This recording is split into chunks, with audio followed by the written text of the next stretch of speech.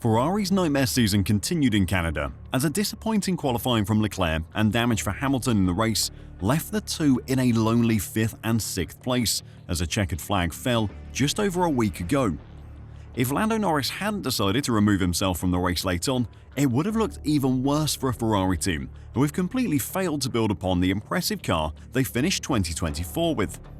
While there have been improvements under the leadership of Fred Vasseur, the expectations of the Scudderia for this season were to at least be challenging for the championships. Having fallen well short of those expectations, the Italian media is turning against Vasseur. With upgrades coming for this weekend's Austrian Grand Prix, he'll be hoping his team can finally start improving before it's too late. Today, I'll check out those new Ferrari upgrades and why they have to change the tide for Ferrari before it's too late. So don't go anywhere. The Canadian Grand Prix couldn't have gone much worse for Ferrari. So far this season, they've struggled to match up to McLaren and Max Verstappen, but so have the rest of the field, including Mercedes. With the Silver Arrows in the same boat as them, the two teams' shortcomings this season were slightly lessened. But now that Mercedes have found a first race win, Ferrari's performances look even worse. Ferrari drivers Charles Leclerc and Lewis Hamilton finished 5th and 6th respectively in Montreal, as the team slipped back to 3rd in the Constructors' Championship behind Mercedes, who claimed an impressive 1-3 result. There were again sporadic flashes of strong speed from Ferrari's SF25, particularly from Leclerc, but the Monegasque missed all of Friday's second practice after crashing in the day's first session, and then made an error on his final lap of qualifying just after setting the quickest first sector time of all. Hamilton's Sunday, meanwhile, was compromised after his car sustained damage when it struck a groundhog on lap 13. At times, Charles was fast enough to keep up with the McLarens, but those execution errors over the Friday and Saturday cost him. It is a problem we have heard often from Ferrari, whether it is a setup issue, such as Hamilton's car feeling worse as the weekend goes on, a strategy mistake, or a driver error like those of Charles in Canada, and the team are unable to put together a perfect weekend which would at least give them a chance at a podium finish and maybe even a race win. Mercedes' triumph in Montreal means Ferrari are now the only one of F1's Big Four teams without a Grand Prix victory, approaching the halfway mark of the 24-race season, with 3 podium finishes for Leclerc, their best Sunday result so far. Team boss Fred Vasseur, who came into the weekend under the spotlight after reports in prominent sections of the Italian media claiming that his position was under threat, admitted they simply made too many mistakes to finish higher. Vasseur said that with the margin so small in 2025, executing the perfect weekend matters almost more than car setup or any upgrades a team might bring.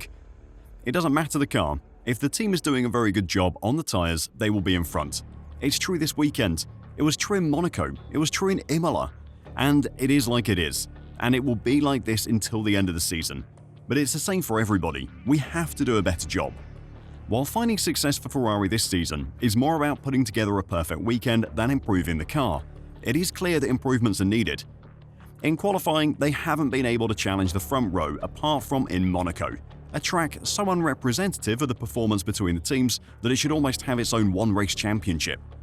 In the pursuit of some better lap times, Ferrari will be bringing upgrades to this weekend's Austrian Grand Prix. "We will have an upgrade soon, before the UK, and perhaps another one a bit later," said the Ferrari team principal, before again shifting the focus to the execution in races, whilst at the same time downplaying the impact of the incoming upgrades for the Scudderia. As was the case with McLaren's Mermaid Tails Canadian Grand Prix front wing, Vasseur refrained from stating the upgrades will be effective right after their integration to the SF25, highlighting once more the importance of the team's operation throughout the race weekend. If you don't do a good usage of the car because the setup is a bit different, you can lose tenths. A couple of times, on our side at least, and we're not the only one, when we brought upgrades in the past, we needed 1 or 2 races to adapt the car, to adapt the setup to the new version. Honestly, I think that, and I want to put the focus on the team, there is much more to come from the execution than the pure potential of the car. But we will bring something. The upgrade in question is a complete reworking of the floor of the SF25, with a much-delayed new rear suspension due the race after at Silverstone. However, rumours suggest Ferrari might accelerate their plans, potentially introducing both upgrades simultaneously this weekend, where traction plays a crucial role in overall performance.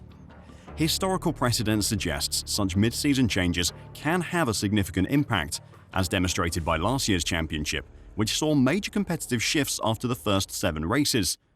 However, with the lead that McLaren have in both championships, especially over Ferrari, any upgrade is likely to do too little too late, and it has to be assumed that after this round of upgrades, Ferrari will abandon the SF25 in favor of next season instead.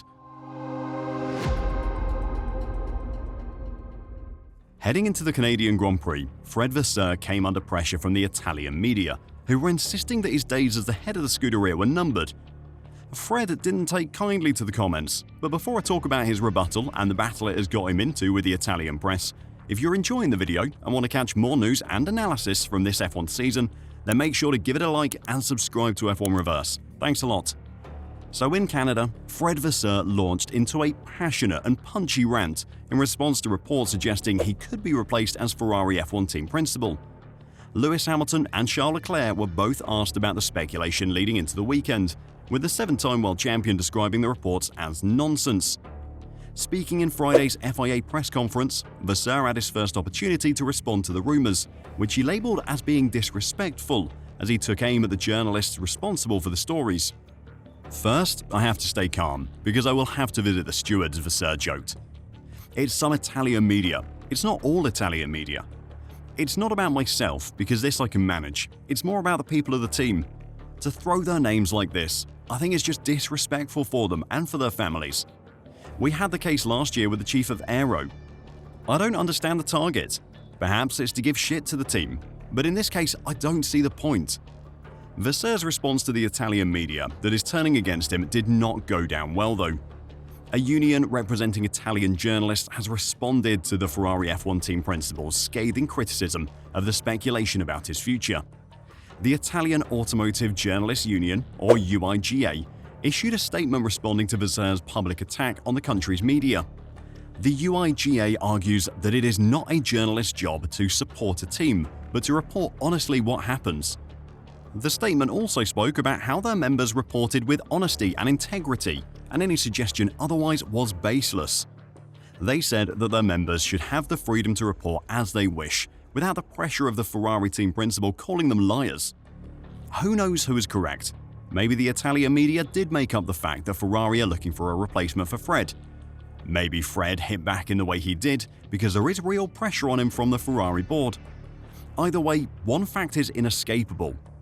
The two papers who released the story, Corriere della Sera and Gazzetta dello Sport, are both owned by the same umbrella company that John Elkann is the CEO of, John Elkann being the CEO of Ferrari as well.